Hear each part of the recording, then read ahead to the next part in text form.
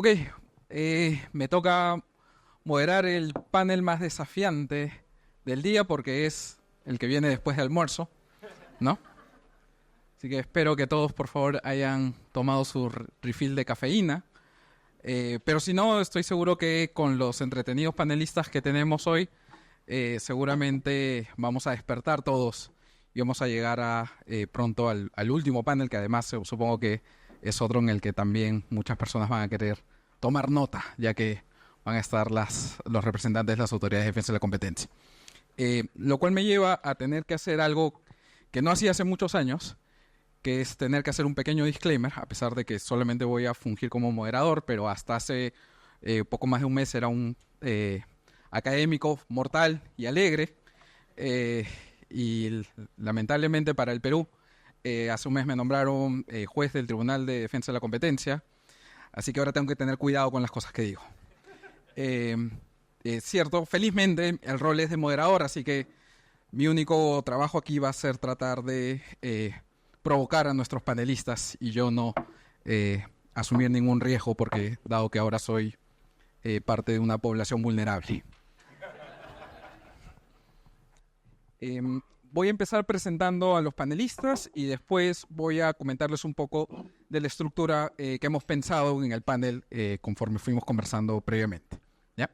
Me acompaña primero hacia la derecha Álvaro Espinosa, que es abogado y magíster en regulación económica de la Universidad Adolfo Ibáñez, diploma en Economics for Competition Law de la King's College en London, es Head of Antitrust en Mercado Libre y profesor de Derecho Comercial, Derecho Bancario, FinTech y de Plataformas Digitales también de la Universidad Adolfo Ibáñez. A su lado está Kelly Kemp, abogada de la Universidad de California, College of Law de San Francisco, y JD de la Universidad de California, Los Ángeles, UCLA, directora de competencia y litigación de Uber y asesora en asuntos en derecho de la competencia y antimonopolio, incluyendo fusiones y adquisiciones, litigios, cumplimiento, defensas y políticas. Y finalmente, quienes ya lo conocen y responsable, uno de los principales responsables de que todos estemos aquí, Daniel Sokol, abogado, LLM por la Universidad de Wisconsin, JD por la Universidad de Chicago, profesor de Derecho y Negocios en la Escuela de Derecho de la Universidad de Southern California, donde también codirige la Marshall Initiative sobre competencia digital. Además, es asesor senior en el bufete de abogados White & Case, supongo, en California. Unas pequeñas palabras para explicar un poco el contexto de este panel, aunque como ustedes habrán dado cuenta por las sesiones anteriores, hay mucho interés, es casi imposible hoy en día hablar de derecho a la competencia y no terminar cayendo en hablar en algunos mercados digitales, ¿no? Y los mercados digitales presentan algunas características particulares que han provocado una mayor atención no solamente de las autoridades de la competencia, sino también practitioners y académicos alrededor del mundo, ¿no? Son intensivos en uso de datos, permiten la personalización y discriminación de diversas características de la oferta, desde el precio hasta incluso el lugar en el que apreciamos la oferta de productos o servicios. Tienen efectos de red directos e indirectos y como plataformas tienen que lidiar con la demanda de más de un lado. Estas características pueden tener mayor o menor intensidad dependiendo de los mercados de los que estemos hablando, ¿no? Desde motores de búsqueda, publicidad en línea, redes sociales, marketplace, tiendas de aplicaciones o apps para distintas actividades, delivery de comida, ride sharing, entre otros. Y esta tensión que probablemente inició con las autoridades de competencia del norte global no ha sido ajena a las miradas de las autoridades de competencia de América Latina. Un estudio que también está reseñado en la página web del SECO, que es escrito por dos amigos muy queridos, Juan David Gutiérrez y Manuel Abarca, comentando el periodo entre el 2015 y 2022, mostraba que hasta ese entonces 13 jurisdicciones de América Latina y el Caribe ya contaban con o casos o operaciones de concentración o estudios de mercado o abogacías de competencia en mercados digitales, totalizando un total de 70 intervenciones por parte de estas autoridades, ¿no? En Chile tenemos casos comentados, ¿no? Fusiones como la de Walmart y Corner Shop, luego la de Uber y Corner Shop, también analizadas por la COFECE en México, y mientras la Superintendencia de Industria de Colombia analizaba este joint venture de 3 bancos comerciales para proveer un servicio a través de una nueva compañía de identificación digital, incluyendo mandatos de interoperabilidad y portabilidad. En el Perú se concluía un estudio de mercado en el sector fintech, incluyendo recomendaciones que apuntaban también en similar sentido, como interoperabilidad de sistema de pagos, acceso de nuevas fintechs a la Cámara de Compensación Electrónica, etc. La coincidencia de actores y mercados invitan a pensar si entonces las distintas jurisdicciones en el mundo, y bueno, vamos a enfocarnos seguramente un poco más en América del Norte y América Latina, si es que se replicarán algunas herramientas antitrust o de regulación ex ante que se vienen implementando en otras jurisdicciones como Estados Unidos, la Unión Europea, Reino Unido o Alemania. 2 últimos datos de contexto. Esto es una afirmación de Margaret Vestager, comisionada de la Unión Europea, sirve además para provocar a nuestros panelistas, en la que señala que los problemas en la economía digital son sistémicos y necesitan ser atendidos de antemano. Esta misma autoridad, la Comisión Europea, la CMA, el FTC y el DOJ, el mes pasado emitieron un comunicado conjunto sobre los modelos fundacionales y productos de inteligencia artificial generativa, identificando distintos riesgos, así como ciertos principios generales como negociación justa, interoperabilidad y elección, que debieran ser atendidos desde la perspectiva del derecho a la competencia. No es mi rol hacer ninguna valoración sobre estas afirmaciones, sino más bien estimular a nuestros ya provocativos panelistas a que conversemos sobre eso. Entonces, vamos a hacer una ronda, vamos a hacer 3 rondas de preguntas sobre las que hemos conversado y que van a ser respondidas todas por cada uno de los panelistas. Van a ser aproximadamente, para que nos alcance el tiempo, 5 minutos por cada intervención. Les voy a pasar la voz cuando nos aproximemos al minuto final de su intervención para que nos alcance el tiempo. Y finalmente vamos a dejar un espacio para las preguntas del público. ¿Okay? Entonces, empiezo con la primera pregunta y si quieren vamos así. Aprovechando la cita que hice sobre Vestager y un poco las tendencias que se vienen discutiendo en otros países, estas propuestas que existen para modificar las leyes de competencia, para atender específicamente mercados digitales, o incluso aprobar regulación ex ante similares o inspiradas en la Digital Markets Act de la Unión Europea, ¿ustedes consideran que motivan o que nos hacen percibir que hayan algunos cambios legislativos que sean necesarios en nuestras leyes de competencia o para aprobar regulación ex ante? Me tocó a mí primero. Sí. Hola. Primero voy a hablar en español, entonces les pido mucha paciencia conmigo. Aclaro que las opiniones que expreso hoy día son mías y no de mi empleador de Uber. Y también quiero aclarar que Uber no se considera una guardián de acceso bajo la DMA, que es una ley que vamos a discutir. Bueno, la Ley de Mercados Digitales, la DMA por sus signos en inglés, entró en vigencia hace poco más de un año, entonces aún es muy nuevo. Pero podemos ver que las opiniones sobre... también voy a consultar mis notas muchísimas, más que lo normal.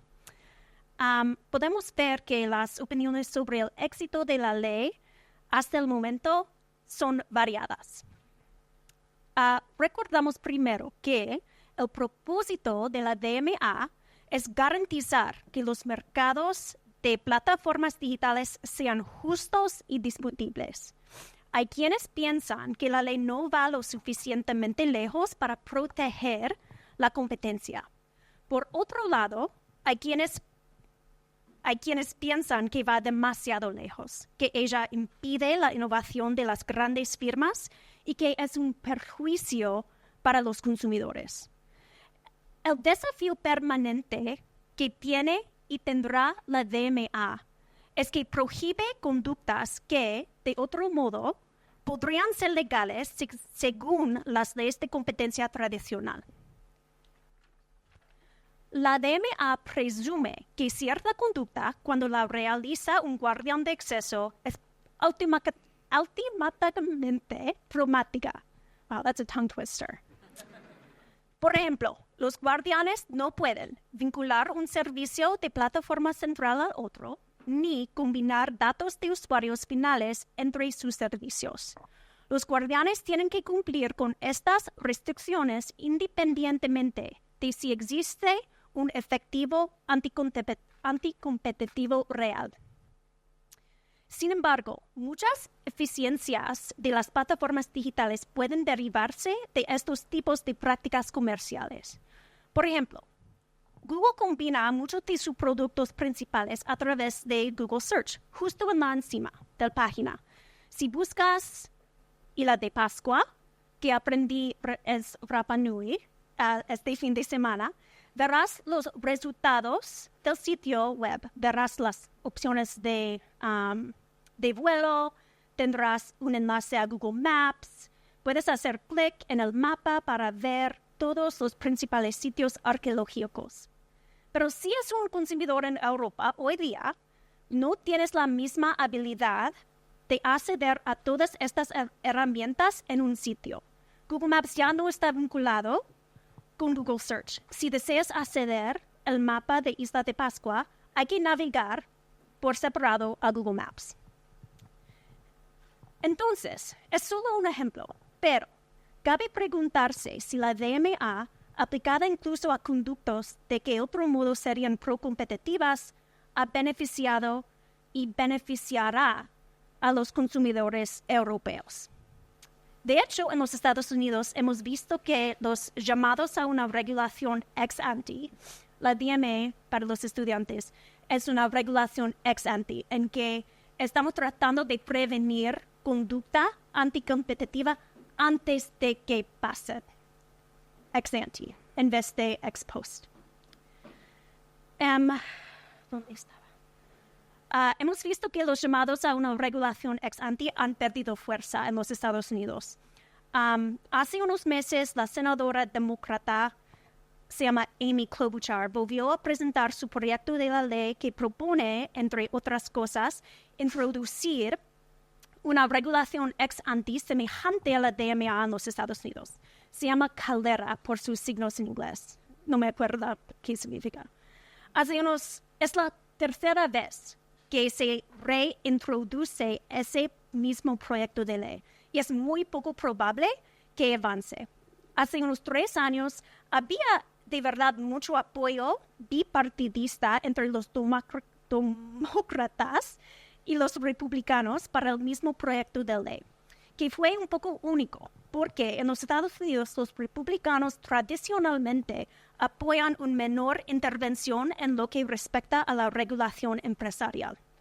Pero en ese momento el apoyo de los republicanos fue motivado, eso es muy importante, al menos en parte por el deseo de limitar el poder de estas empresas de Big Tech, como Google, Meta, que se perciben como antirrepublicanas y como silenciadoras de voces conservadoras. Entonces, no se trató tanto de una situación en que todo el mundo está de acuerdo de que las leyes de competencia son insuficientes. Más bien lo fue, si estaban preocupados que las empresas de Big Tech son demasiado poderosas y estaban buscando una herramienta para resolver estas preocupaciones. Entonces, como dije, con el tiempo la iniciativa ha ido perdiendo apoyo, realmente de ambos partidos, pero definitivamente de los republicanos. Pues lo que deberíamos hacer como practicantes de las leyes de competencia, especialmente aquí en Latinoamérica, es volver a los daños iniciales que la DME quería resolver. Cuando estamos hablando de, ¿es la DME una buena idea aquí en Latinoamérica? Vamos a estos fundamentos, porque sí los hubo, sí había problemas y los sigue habiendo. Primero, las investigaciones... Am I out of time? Sí. Ok. Investigaciones... She may have one of my minutes. Las investigaciones de competencia duran por demasiado tiempo. Entonces, ¿cómo podemos mejorar los procesos para que las investigaciones avancen más rápidamente? Segundo, las multas parecen ineficaces para las empresas más grandes. Existen mejores métodos de disuasión. Tercero, las agencias faltan recursos suficientes para realizar investigaciones de competencia. ¿Cómo pueden apoyar a las agencias para obtener los recursos? Ni siquiera está claro que la DMA acabe resolviendo estos problemas. En fin. Thank you. She tried. Sim.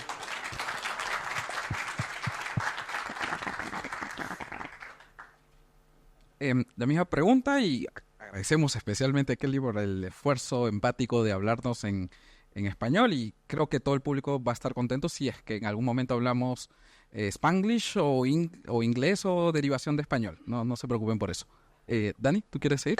Sure. Thank you. I'm going to speak in English, but it's going to be difficult because I'm going to try to speak slowly. The reason, just the thoughts particularly on these topics are complicated. So I'm going to begin with, why do we regulate?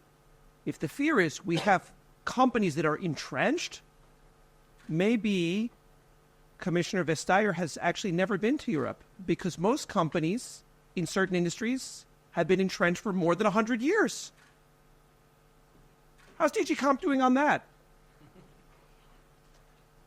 The largest problem, and it's not just there, it's Chile, it's Australia, it's any country that has economy of a certain size without a vibrant stock market and a capital market. Just, you have a certain size, you're lucky if you have a good tradable sector. Congratulations, Chileans, you do.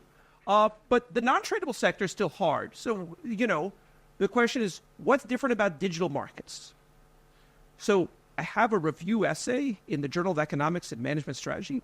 Went through 20 years of empirical published papers in the top journals, 860 plus. So what did I learn just from the empirical work? First of all, turns out, no offense, economics matters less than other fields on the empirical side. I'm not saying Tirol is not brilliant. He's very brilliant. It's a theory paper. Turns out it's coming from most of the business, fields, information systems, marketing, strategy. What we learn in these 860 plus papers in top journals, and we include, by the way, a lot of econ journals, field journals, RAND, IJIO, Journal of Industrial Economics, etc. It's actually something very interesting that anyone who is a consumer knows. Most of the effects are creating value across sides of the platform. Not surprisingly, the empirical work shows the same. I want to be clear what we're not saying. At least I'm not saying. I don't know if they're saying. So, okay. Of course, there are certain policies that certain platform companies may have that may be anti-competitive. And you know what? We want to see enforcement for that. Absolutely. But what's different about enforcement? It's case by case. So what's the case for ex-ante? Somehow the cases take too long. Michael, I'm going to embarrass you, but not actually point at you or mention your company's my name, Google. So it turns out we were told, it would take forever. No, it did not take forever. By the way, even in Europe, it didn't take forever. If you actually want to try a case fast, look at the Italian Google case. For a country where no one has ever done anything fast, that was a fast case. But even in the United States, in between, 3 UK prime ministers, the Department of Justice was able to bring a case against Google actually get a decision at the trial court using traditional antitrust methodologies. Whether or not we agree, 200-plus page decision, there's a lot that one can say about it, and because the more you talk or the more you write, the more someone can attack. Let's just say complicated, we'll see what happens. But you know what? The traditional tools work. So why are we regulating? Oh, I guess it's because what does regulation in fact really mean?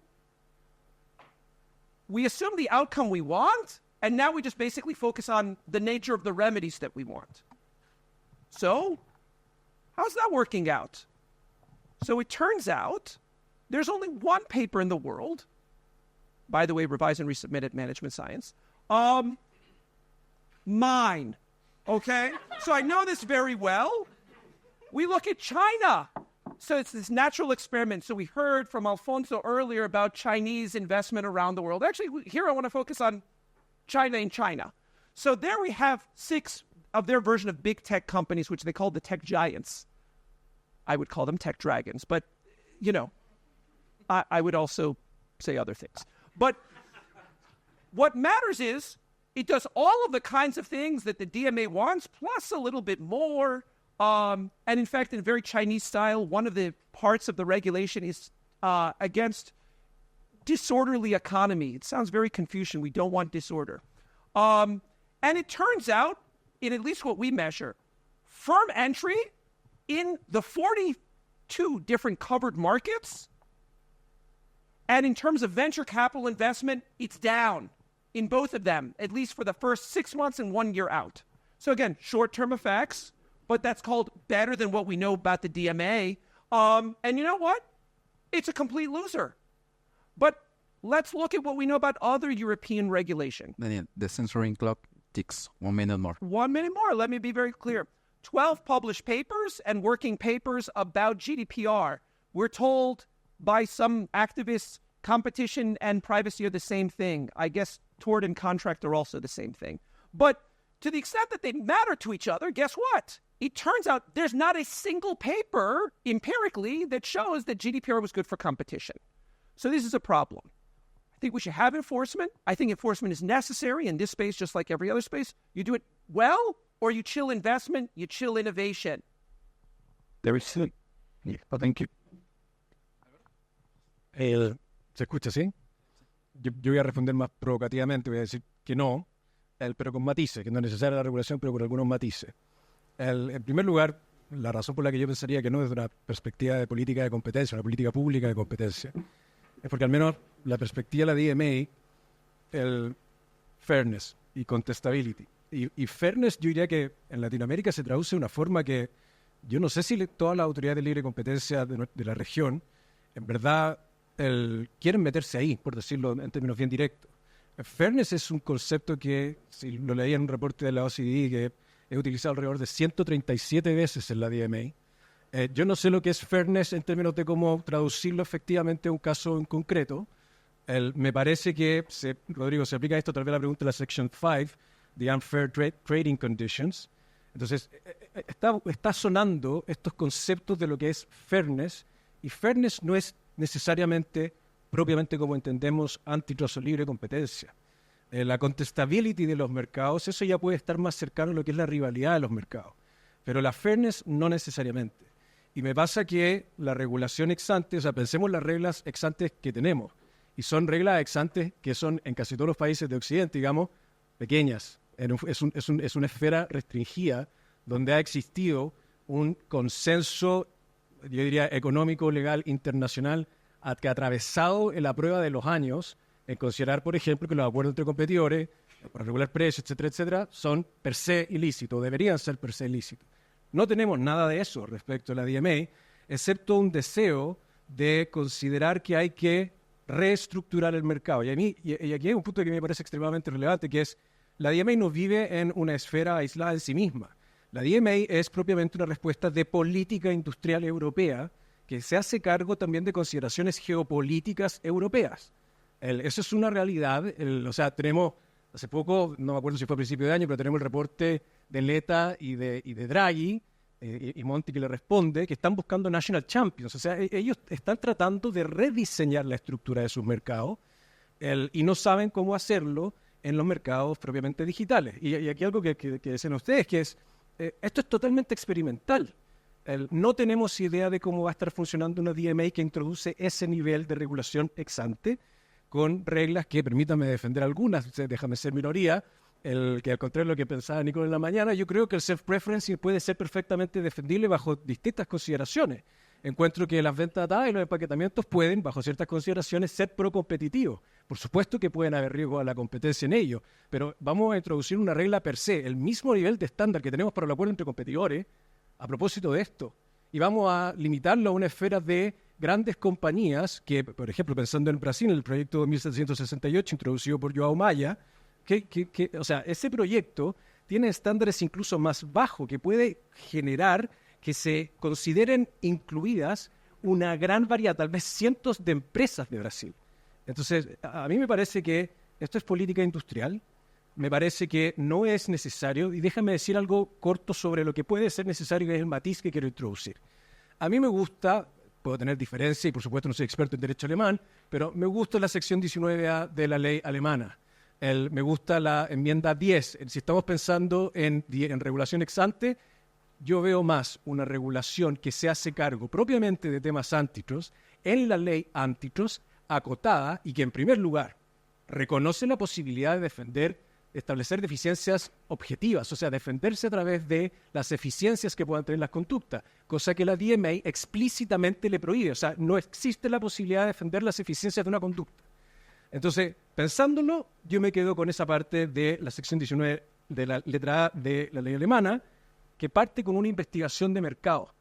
El artículo 94 de la ley federal mexicana establece básicamente un procedimiento para investigar barreras a la competencia e insumos esenciales, que no lo voy a comentar, pero como bien decía Rodrigo, Amazon y Mercado Libre han sido objeto de esa investigación y existe un dictamen preliminar que todavía está en curso. Con lo cual existen procedimientos hoy en día en Latinoamérica que permiten analizar mercados y establecer medidas vinculantes, no meras recomendaciones.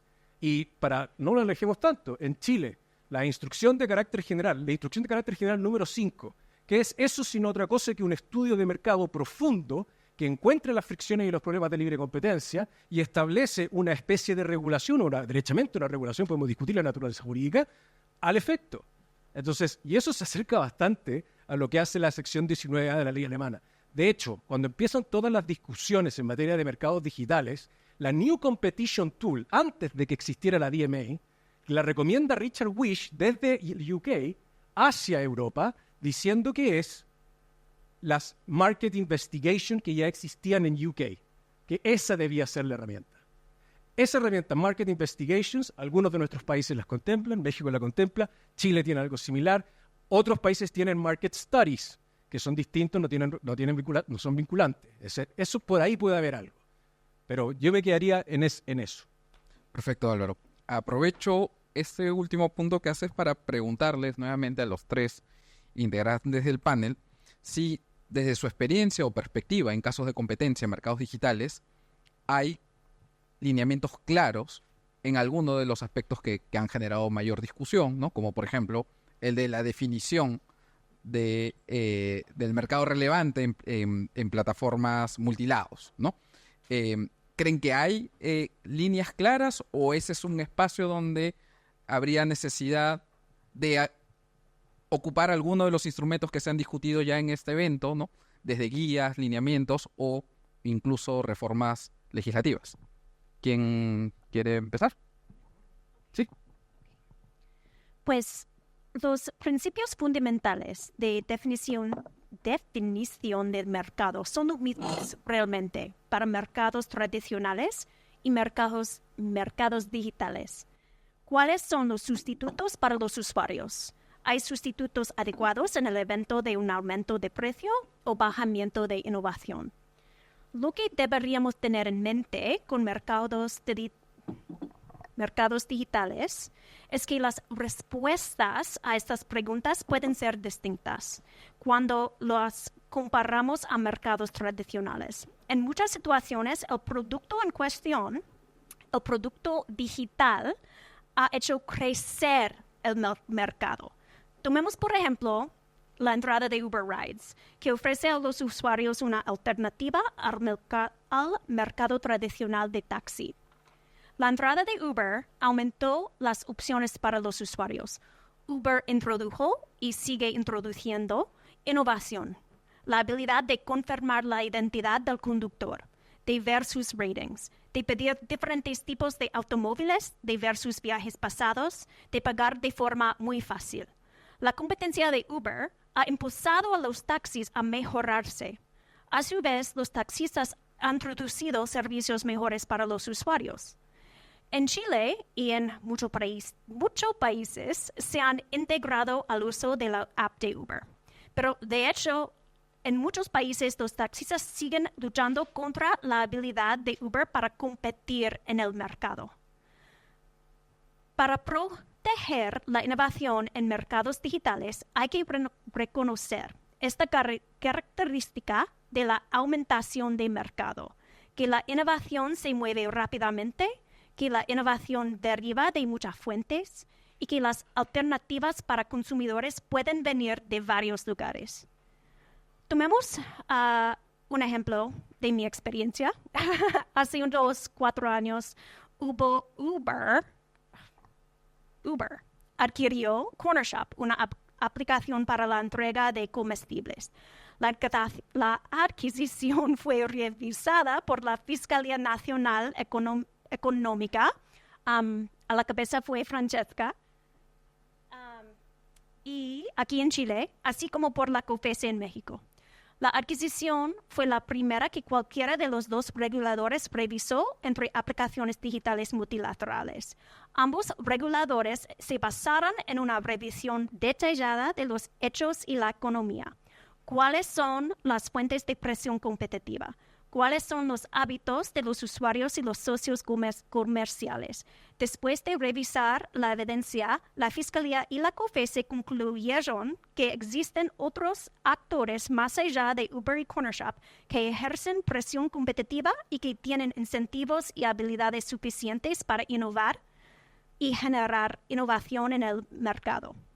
Además, la COFECE notó en su decisión pública que se consideró que las partes no podrían establecer una estrategia rentable para empaquetear sus servicios con el objeto de desplazar competidores o para impedir su entrada al mercado.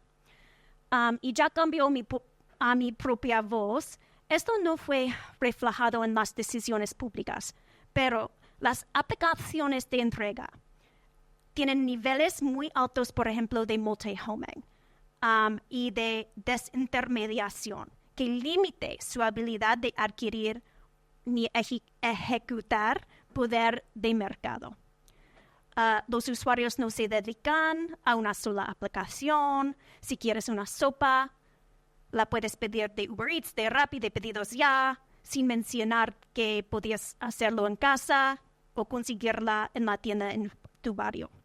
En mercados digitales hay que entender las dinámicas competitivas específicas, los modelos de negocios, las fuentes de innovación, los entrados potenciales que pueden entrar fácilmente de un espacio adyacente, como vemos muchas veces en las aplicaciones en línea. Hay que entender todo esto para entender si una fusión o cierto conducto es anticompetitivo o procompetitivo en un mercado digital.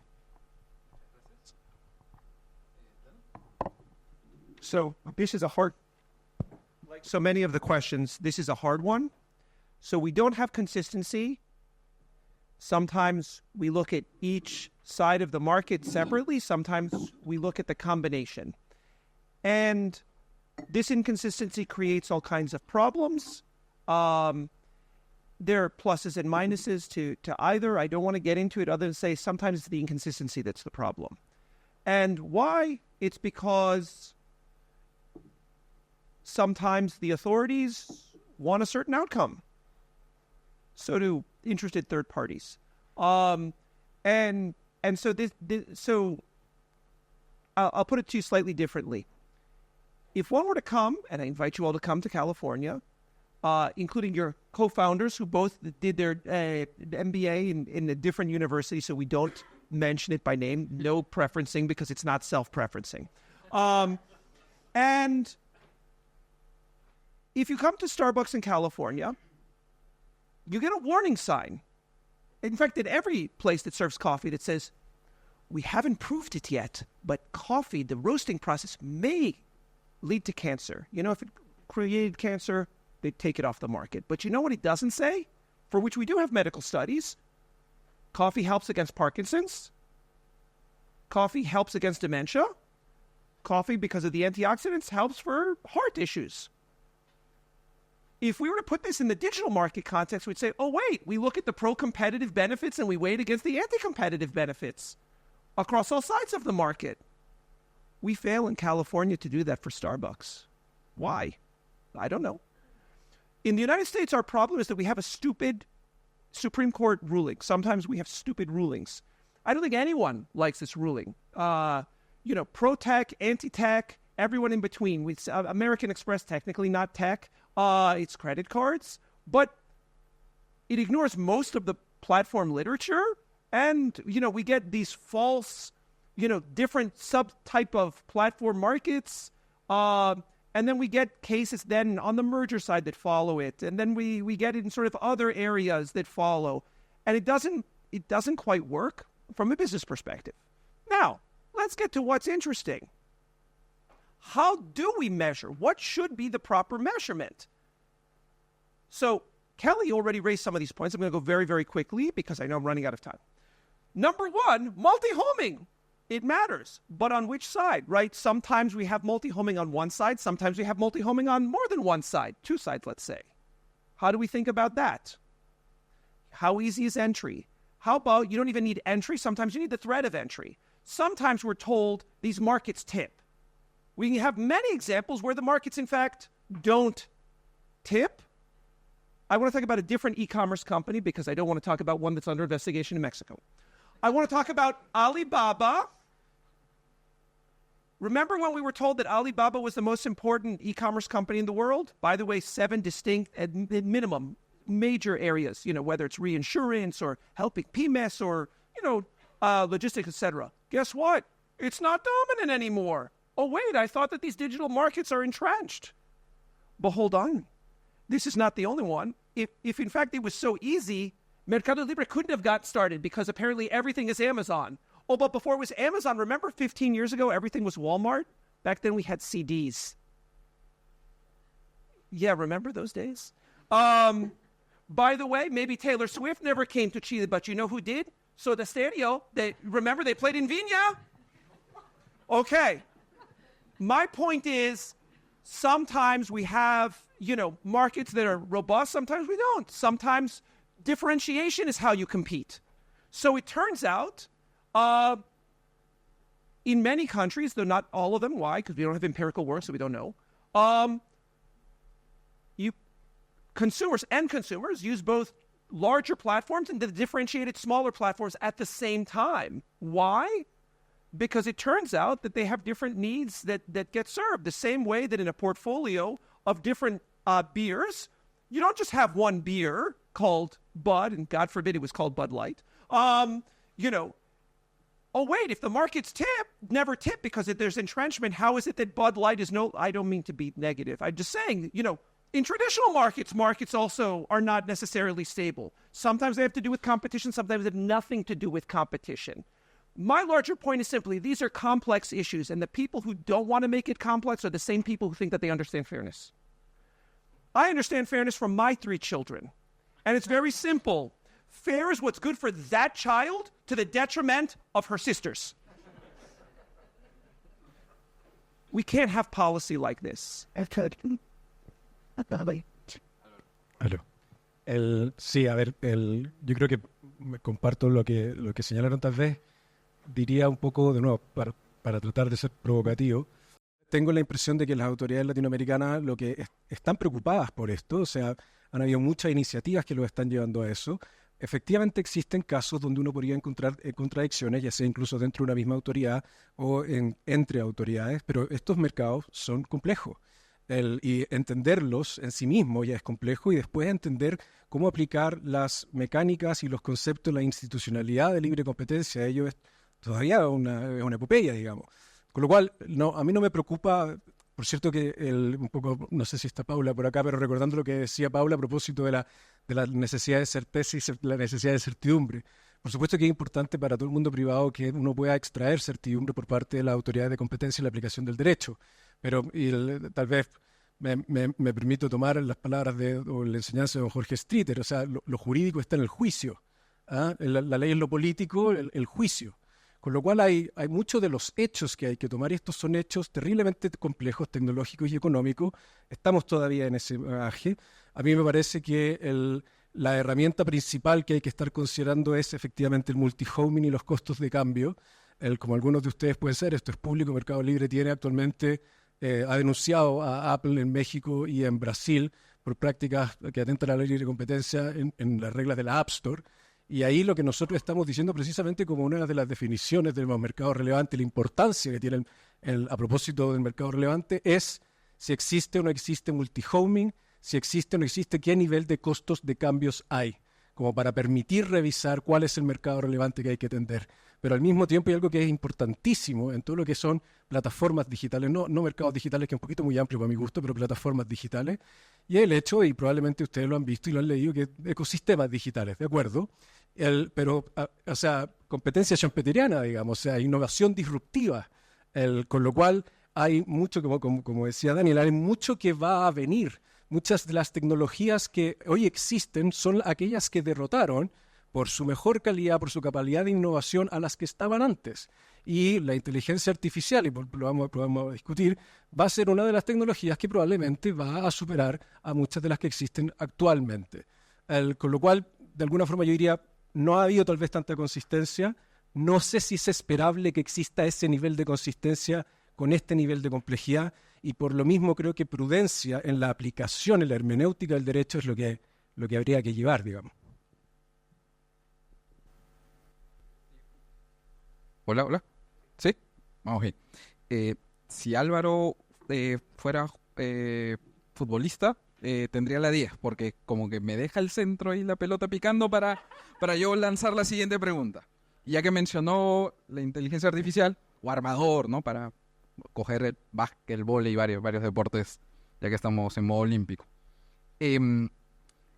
No podemos tener un panel hoy en día sobre mercados digitales sin hablar un poco de inteligencia artificial, y acá viene una pregunta que apunta más bien a conocer si en todo este mar de discusiones que hoy en día se vienen dando en distintas jurisdicciones, incluyendo, por supuesto, Chile en Latinoamérica, que plantean distintas aproximaciones a la regulación de la inteligencia artificial, la mayoría, ¿no? Este approach basado en riesgos, que se preocupan por derechos individuales, personalidad, no discriminación, debido proceso, derecho de autor, si es que hay un espacio para preocupaciones de competencia, ¿no? Y obviamente la pregunta no se restringe solamente a regulación, o si creen que las preocupaciones del derecho a la competencia más bien responden a aplicaciones de enforcement tradicionales ex post. Hola, ok. Bueno, pues creo que todavía no tenemos suficiente claro las regulaciones de inteligencia artificial ex post para explorar las regulaciones ex ante. Legisladores y fiscales en la mayoría del mundo todavía tienen al cargo el desarrollo, las regulaciones y los procesos que pueden regular la IA de una manera que proteja la competencia y la innovación al mismo tiempo que proteja. I was right. Subjunctive is crazy. Que proteja a los usuarios. Hay que distinguir entre los usos nefarios y los usos beneficiosos o al menos neutrales de la IA. La IA es un concepto realmente muy amplio que envuelve mucha categoría diferente. Al nivel más fundamental, IA es una habilidad de utilizar modelos de aprendizaje por computadora para resolver problemas. IA es una herramienta comercial como otras herramientas. Las empresas de hoy utilizan IA y sus aplicaciones para resolver problemas en los productos y servicios que ofrecen. Problemas que van del sencillo al complejo. Como otras herramientas, las empresas pueden usar la IA para bien o para mal. Una empresa puede utilizar la IA para razones muy sencillas. Por ejemplo, en Uber.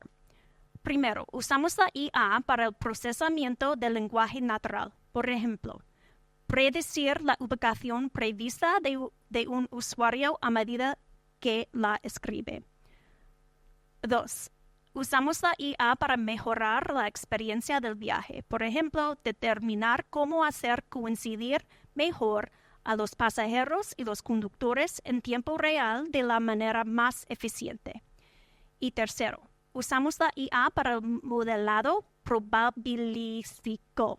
Esto significa predecir el tráfico, patrones de viaje y horas punta para estimar los patrones de oferta y demanda de una manera más precisa. Todos estos ejemplos son basados en factores objetivos como ubicación, hora del día. Se pueden lograr con mínima intrusión y riesgo a los individuos. Por otro lado, empresas pueden usar la IA en maneras que son potencialmente riesgosos y aún potencialmente nefarios. Podemos imaginar un ejemplo que los estimados de tasas de préstamos hipotecarios basado en características demográficas como la raza y el género. Al distinguir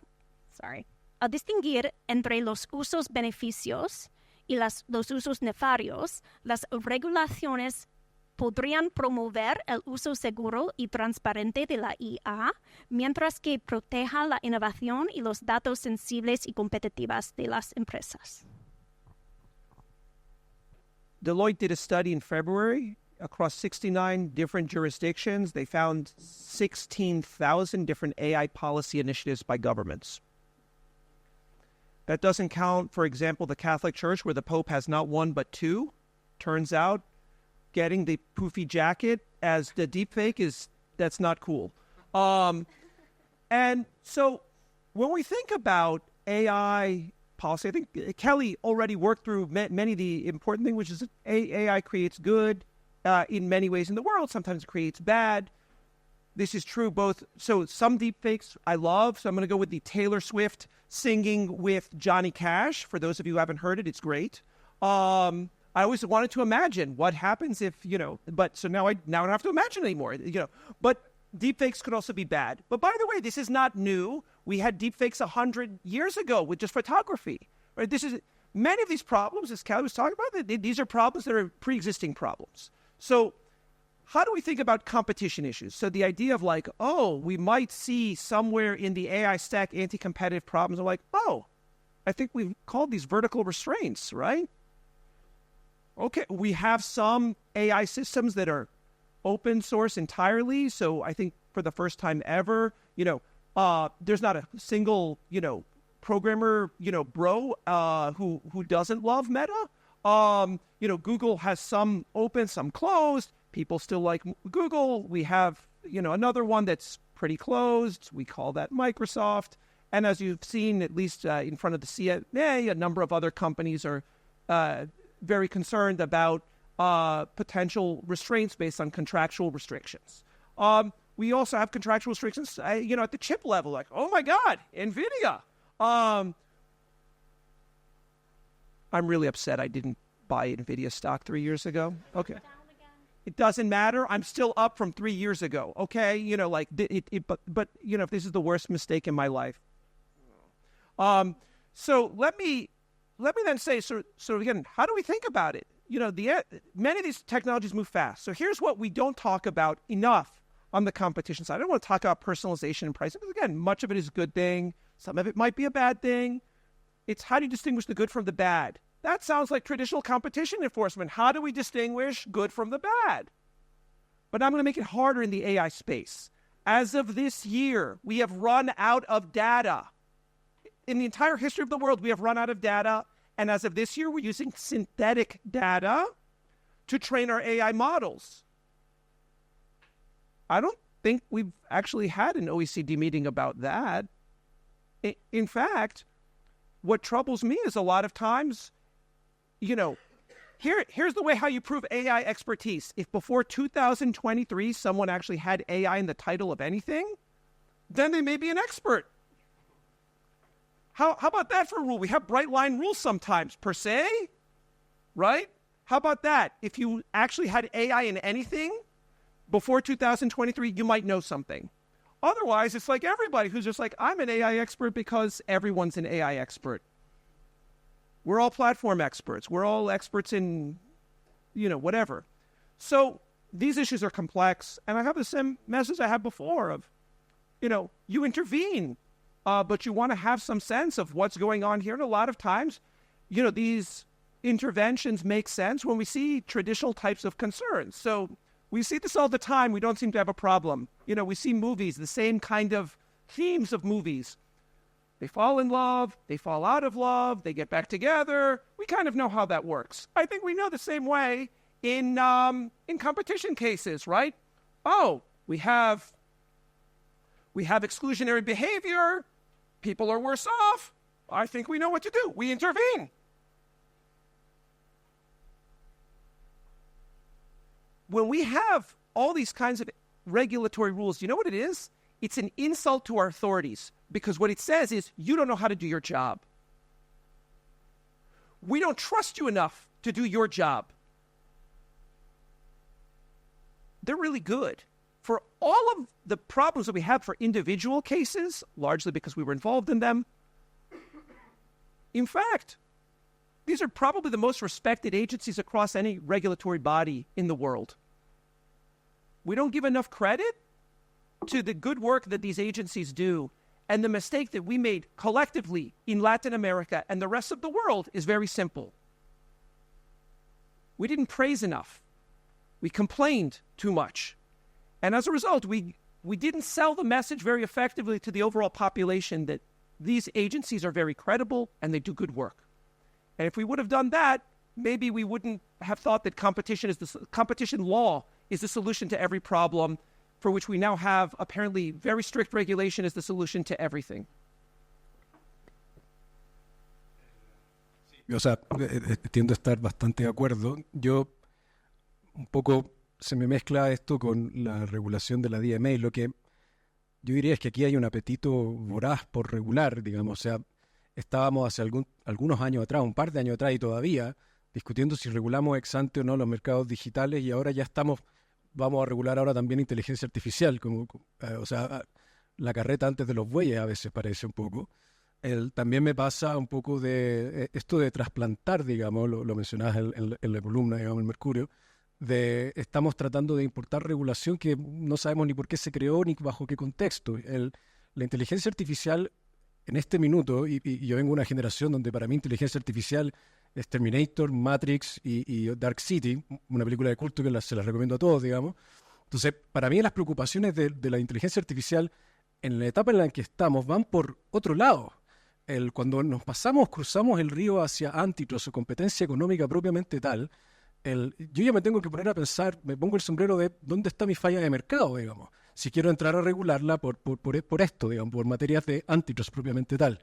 Y la verdad es que todavía no la identifico. Por supuesto que uno puede imaginárselas, y una de las primeras que imaginamos que es muy interesante es la colusión algorítmica, que hay inteligencia artificial que se vincula con lo que son los algoritmos propiamente tal y colusión algorítmica. Bueno, hasta donde sea, hay tal vez un par de casos en el mundo de colusión algorítmica, y ninguno de ellos implica colusión algorítmica autónoma, sino que es que se compartió el software.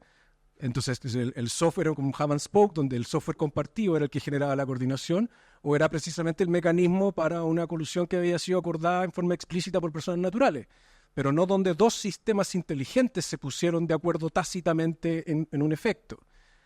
Dentro de lo que puede ser el mercado, la estructura de la inteligencia artificial, por supuesto que puede haber problemas. Hay una cadena de valor donde la data es relevante, y eso nos va a tocar de nuevo hablar de lo que puede ser data, interoperabilidad, de acuerdo, pero también está el tema de los poderes de computación, el acceso a tecnología cloud, O sea, en esa cadena de valor pueden haber problemas de competencia, pero como dice Daniel, son problemas de competencia que se manejan en el día a día de las autoridades de libre competencia. Y todo lo que es, digamos, de alguna forma unilateral, algoritmos para empaquetar, algoritmos para rebates, algoritmos para price discrimination, me parece por ahora que, si bien tal vez no me atrevo a decir que son teóricos, pero no existe ningún caso asociado a ellos y por lo mismo no tengo ninguna herramienta para decir sin ningún caso asociado a ello que ya necesitamos algo que lo regule. ¿Dónde está la falla de la regulación dónde está la falla de ex post que haría necesario tener la regulación ex ante? Porque por lo menos a propósito de los mercados digitales estamos tratando de identificar aquellos factores o características de los mercados digitales que pueden hacer necesarios que se regulen, que es lo que hablábamos al principio de la primera pregunta. Pero a propósito de la inteligencia artificial yo todavía no lo veo. Y lo que sí me parece es que no debemos preocuparnos de otras aristas que están vinculadas a la inteligencia artificial y no necesariamente en este minuto como una prioridad de asignar una regulación a problemas de competencia o que todavía son teóricos o que todavía no ocurren y que ni siquiera hemos testeado las herramientas actuales que tenemos frente a ellos. O sea, me parece una posición desde la humildad, digamos, de lo que deberíamos hacer como política pública de competencia frente al fenómeno de la inteligencia artificial que no se agota solamente en la libre competencia. Muchas gracias, Álvaro. Y en verdad, muchas gracias a todos los panelistas, no solamente por las nutritivas respuestas, sino que además poder condensar tanto en tan poco tiempo. Y para que nos alcance el tiempo, vamos a pedirle la misma empatía al público, de modo tal que sus preguntas sean lo más concisas posibles para poder seguir discutiendo algunos de los tópicos que ya hemos abordado en el panel o algún otro que seguramente se nos ha quedado. Sí. Sí, voy a ser rápido para ser empático, como dice Andrés. La verdad, muy, muy interesante sus comentarios. Yo quisiera hacer un comentario muy rápido y luego hacerles una pregunta a quien la quiera hacer. Yo creo que yo soy un poquito más optimista con la DMA, entendiendo los riesgos y las grandes problemáticas que puede traer. Coincido mucho con lo que dijo al final Álvaro, con que quizá todavía no hay tantos casos ya firmes como para decir que hay un problemón, pero yo no sé, en otros países me imagino que igual que en México, sí existen leyes sectoriales, ¿no? Tenemos leyes sectoriales para mercados que ya sabemos que se van a concentrar, ¿no? Y ahí está la falla de mercado. De hecho, el poder de mercado es una falla de mercado. Stiglitz, en su libro seminal, dice que la primera falla de mercado que él pone es el monopolio, ¿no? Entonces, economía del sector público, me parece, se llama el libro. Y yo creo que ahí, igual que en otros sectores, tú dices, oye, ¿sabes qué? Si dejo esto solito, ¿no? Pues ya sabemos que se va a concentrar y va a haber una problemática. Y esos sectores han sido tradicionalmente hidrocarburos, ferrocarriles, telecomunicaciones. Y hoy en día yo creo que nadie nos planteamos tener un sector, por ejemplo, de telecomunicaciones sin regular, ¿no? Porque dices, no, pues va a acabar Carlos Slim con todo, ¿no? O escoge usted el magnate que quiera de su país, ¿no? Entonces yo creo que es algo similar lo que va a pasar en el futuro con la economía digital.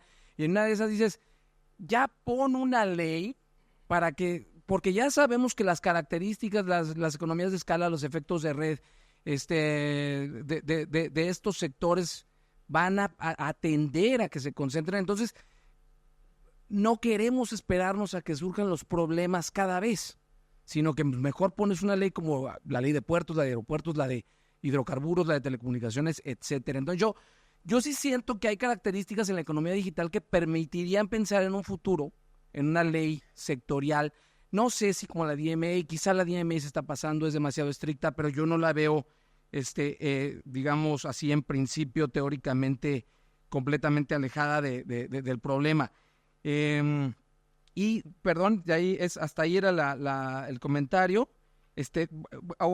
Nada más me refiero, por ejemplo, rapidísimo a lo que decía Daniel. Es cierto, por ejemplo, AliExpress ya no tiene la presencia de antes, pero por ejemplo Microsoft en sistemas operativos sí, Apple en sistemas operativos sí, Google en búsqueda sí. Ya se fue Daniel, qué bueno. Michael. Entonces, ese tipo de cosas sabemos que sí tienen 20, 30 años ahí, ¿no? Y que no han cambiado. Entonces, quizá entendiendo que hay muchas de estas conductas, la discriminación de precios, las ventas atadas, como decía Álvaro, las cosas que hace Uber, que tienen eficiencias, que todos sabemos que existen, ¿no? No las podemos negar. Lo que sí podríamos quizás hacer, y esta es mi pregunta y se las dejo a quien la quiera contestar, hoy en la teoría hay muchos teóricos, hay muchos comentaristas académicos que están sugiriendo algo a lo que le llaman rebutable proof of illegality, ¿no? La prueba irrefutable de ilegalidad, prueba refutable de ilegalidad. Que diría, pásale la carga de la prueba a la plataforma o a la empresa digital, de que realmente sus conductas están generando una mucha mayor eficiencia que el daño al mercado, pero que sea ellos quien tienen que probar que así es, mientras que la autoridad solamente, digamos, con poder, definiendo un mercado relevante, poder de mercado y teniendo una conducta y quizá algunos indicios bajos de efectos anticompetitivos podría acusar, pero es la carga de la prueba está del lado de la plataforma o de la empresa digital para decir cuántas eficiencias son mucho más grandes que los efectos anticompetitivos. No sé si han visto esto, ¿qué les parece? Me gustaría saber su opinión. Gracias. Y perdón por la tardanza. ¿Quieren tomar una pregunta más por ahí y pasamos el micrófono? ¿Hay alguien más que quiera hacer? Sí. Más pregunta que comentario, por favor. Es difícil no hacer un comentario. Tú dices que en realidad el llevar un caso de antitrust contra una big platform es fácil, hasta Italia lo hizo rápido. Y la verdad que no sé si hay papers que eso lo puedan, digamos, sostener, porque en realidad la impresión que hay que es muy largo y muy difícil, y sobre todo en Latinoamérica, donde a veces la posibilidad de que la plataforma le responda a la autoridad de la competencia está por verse, entendiendo que no todos los países de Latinoamérica tienen el mismo tamaño. Entonces, la pregunta es, ¿realmente no es necesario en ningún caso o hay situaciones en las cuales que sí se requiere? Porque de otra forma tenemos procesos en los cuales el demandante desaparece del mercado después de 2 años y el resultado es a los 5 años. Sí. Esto sí es un comentario, ¿no? Perdón. Pero muy rápido. Es que siendo economista no me pude quedar callada, perdón, pero el poder de mercado no es una falla de mercado. Sorry que lo diga, la concentración tampoco es una falla de mercado. El abuso de la posición dominante es algo que se sanciona en libre competencia, pero las fallas de mercado no son el tener poder de mercado o el que exista más concentración. Es el que existe una barrera a la entrada para que nadie más pueda entrar. Y eso es lo que se debiera atacar con una regulación. Eso, en telecomunicaciones en Chile ya tenemos desregulado prácticamente todo. Gracias. Ahora con los panelistas para servir.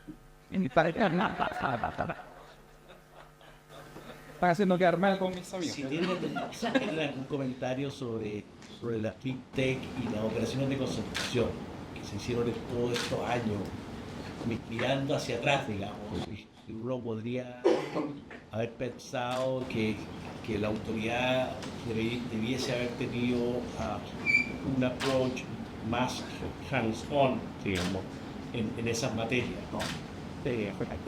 Y quizás también eso puede estar conectado de alguna forma con esta amplitud de percepción, de poder, de recursos. Tenemos 3 preguntas. Una sobre inversión de la carga probatoria, la segunda sobre lo que demoran los procesos y si hay evidencia para no pensar en algún tipo de regulación, y finalmente si es que el approach cambia mirando en retrospectiva lo que dice Felipe. las operaciones de concentración involucrando a las Big Tech, como ustedes prefieran.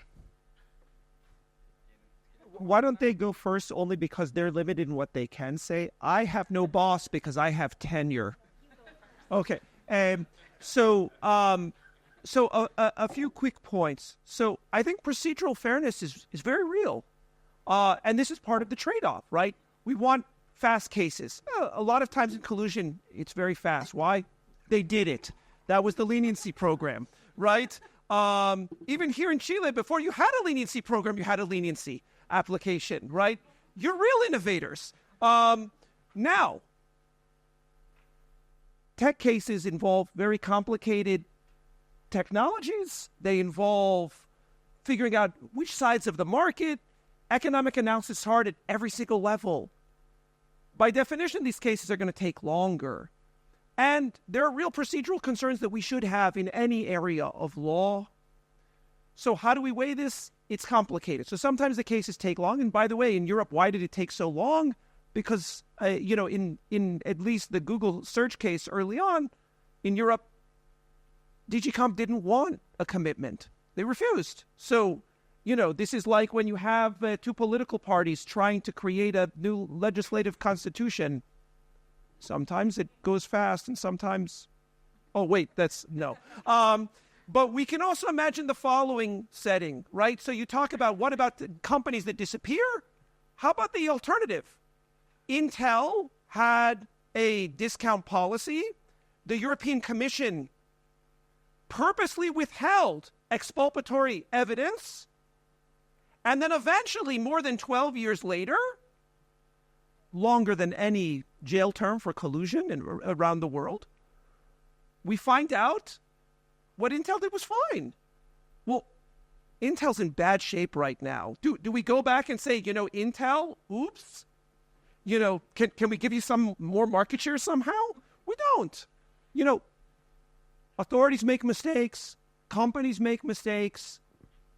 It's kind of a wash. But, to the point of should we have regulation? There are areas for sure we should. Like, water services, for the most part, true monopoly power, right? No question about it. That's the easy case. Harder cases, banking, telecommunications, energy, we're able to unbundle certain parts of this to competitive versus non-competitive aspects. Different transmission line for electricity, you pretty much need to regulate that. Other parts, like distribution, probably less regulation because there's more competition. Digital markets look less like a traditional public utility. And, there's not something called the digital market. We have, each of these different companies has different business models, different areas of focus, so it's not really clear. It's not like in banking where we're talking commercial banking, we have maybe different regulation there than we would for investment banking or merchant banking. It's hard. It really is hard. And I understand the impetus for, there are certain areas we do want to regulate. Let me be very clear. I'd love to see more deepfake regulation. Critical areas like elections, I'd like to see something more. But you know what that isn't? It's not a competition issue. Realmente no está claro que la DMA acabe, como dije antes, cuando terminaste mi tiempo. Que no está claro que acabe, que va a resolver los problemas que quiere resolver. Los litigios bajo la DMA contra Google, Meta, etc., apenas están comienzo en Europa y las empresas van a defenderse con la misma fuerza. Me imagino que podemos ver que estos casos van a durar tanto tiempo, consumir tantos recursos como antes. Como estas empresas van a llevar asuntos de, rights of information, rights of defense, what have you. So, realmente no está segura que la DMA va a resolver estas situaciones. Mi recomendación es que enfocarnos en los problemas que piensan que hay con las leyes de competencia y con enforzar las leyes de competencia. Ya tenemos las herramientas para investigar los conductos anticompetitivos. Los problemas son en que toma demasiado tiempo, toma demasiado recurso, las empresas tienen más recursos que las agencias. Entonces, enfocamos en estos problemas. ¿Qué podemos hacer? ¿Qué cambios en proceso? ¿Qué cambios en la ley? Para apoyar más a las agencias para proteger la competencia con las herramientas que ya tenemos.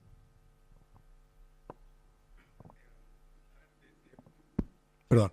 De mi lado, lo que yo diría, y Rodrigo, y un poco, yo no sé si, tomando el punto de la DMA, yo no sé si la DMA en verdad pretende hacer eso, pretende regular desde ese es mi convencimiento, digamos, de una política de competencia propiamente, de competencia económica. Lo decía Pablo Ibáñez Colomo en su nuevo libro, la DMA es un ejercicio redistributivo, experimental, de tratar de compartir valor, y eso está explicitado. En la misma Europa no sabe si la naturaleza de la DMA es de antitrust o es complementaria, pero dice que es complementaria a la aplicación de la ley de competencia. En Sudáfrica están copiando la DMA y están diciendo que es de competencia. En Alemania están diciendo que solamente la enmienda en la sección 19A es lo que necesita ser de competencia. Entonces, yo no sé si está pensado para regular como lo haríamos en un escenario de fallas de mercado como regulación económica propiamente tal, primero. Y lo segundo que diría es, y me pasa un poco como Daniel, que por eso también me autofrenaba el concepto de mercados digitales. No existe eso. O sea, son distintas industrias. Entonces, ¿puede haber alguna que sea susceptible de regulación bajo consideraciones de competencia económica? Sí. ¿Cuál? Eso no está en la DMA. La DMA agarró todo lo que funcionaba de cierta forma y le lanzan en el artículo 5 y 6 un montón de obligaciones aplicables para todas ellas. Eso no es regulación económica como nosotros la entenderíamos, por ejemplo, en telecomunicaciones, en agua o en banco. Con lo cual, no sé si lo estamos haciendo. Donde sí, y disculpe un poco lo majadero, que es lo que sí veo, que es market investigations o una instrucción de carácter general en nuestro lenguaje o el artículo 94, permiten meterse dentro de un mercado a entenderlo y eventualmente encontrar fallas de mercado sin que exista responsabilidad infraccional propiamente tal, sino simplemente un tema de funcionamiento del mercado. El open banking, que en Chile llevamos trayecto, ojalá a tierra derecha, digamos, para que esto salga para adelante, surge a propósito no de una ley, como muchos de ustedes saben, sino a propósito de la iniciativa de la Autoridad de Competencia inglesa en una market investigation, que a propósito también las tuvo en pensiones, en salud privada y en educación.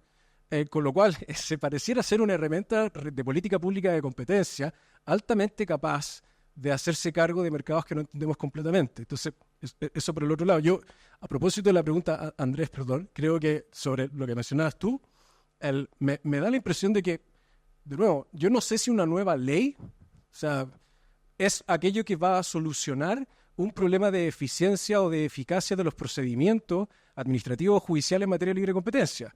Lo primero que yo diría, y esto se ha dicho en este foro, tal vez no hoy día, pero en instancias anteriores, y se ha dicho en otros foros también en otros países, recursos para las autoridades antitrust. O sea, que le vamos a dar otra ley para meterse a mercados tremendamente complejos sin mayores recursos. La DMA hoy en día, self-executing, no. Hay procedimientos abiertos porque la designación de gatekeeper no está clara. TikTok recién sacó una, con el tribunal recién está sacando la de TikTok. Apple ya está investigado, que tiene 2 o 3 procedimientos abiertos. Entonces, self-executing, eso no ha ocurrido. Hay procedimientos andando y esos consumen recursos que si no se les dan a las autoridades van a aplicar malamente una ley malamente diseñada. Con lo cual, no sé si va solamente porque la ley nos haga más fácil esto. La ley hay que aplicarla y para aplicarla necesitas una autoridad que pueda aplicarla en forma efectiva y eficiente. Y eso no lo veo en la conversación. Y debería ser lo primero que tengamos en la conversación. Porque a propósito de la pregunta de Felipe, me pasa que, y esto se ha dicho también aquí muchas veces en el pasado, y en otros foros, por cierto, en Chile, que nuestra ley es porosa, es flexible, es un poquito discreta, pero que eso le permite mucha flexibilidad. La ley chilena propiamente tal. He tenido la oportunidad de trabajar con las legislaciones de otros países y la verdad es que la nuestra es bastante, digamos, breve en términos procedimentales y de fondo, lo cual es bueno, creo yo. Ahora, ¿qué implica eso? Que de hecho hay un montón de ejercicio a hacer dentro de las autoridades Y cada uno de los estudios de mercado, por ejemplo, de CADE, de nuestras propias recomendaciones de estudios en la hotelería electrónica, todo lo que ha ocurrido en Chile, hemos estirado al máximo el procedimiento de consulta en el sistema de medios de pago, al máximo. No sé cuánto más da eso. Entonces, todos esos ejercicios que se han hecho se pueden hacer con herramientas actuales. Lo que pasa es que pueden estar faltando los recursos.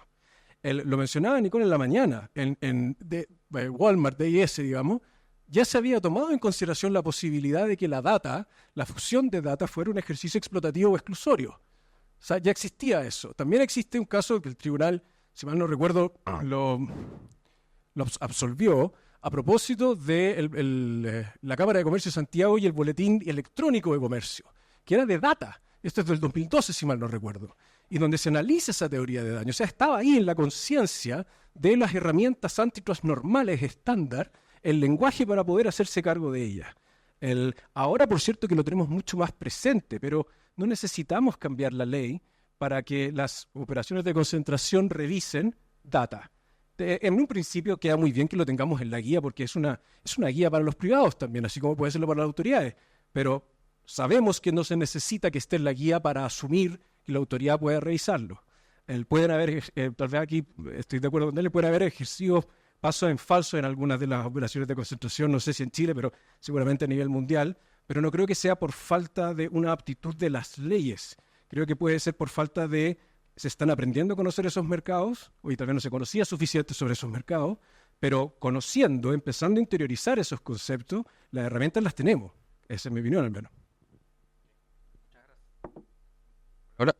Sí, muchas gracias, Álvaro. Mire, tuvimos varias reflexiones importantes. Creo que la principal idea de este panel es la revaloración de nuestras normas de libre competencia y las actividades de enforcement tradicionales que pueden realizar las autoridades y el tomarlas en cuenta antes de pensar en algún otro instrumento regulatorio ex ante, sobre todo si es que no tenemos, si estoy leyendo bien las intervenciones, si es que no tenemos muy claro cuáles pueden ser los otros objetivos que no necesariamente busquen perseguir mayor competencia en el mercado. Así que con eso damos un aplauso a nuestros panelistas y creo que quedamos perfectos para tocar el tema de la mesa de autoridades de competencia.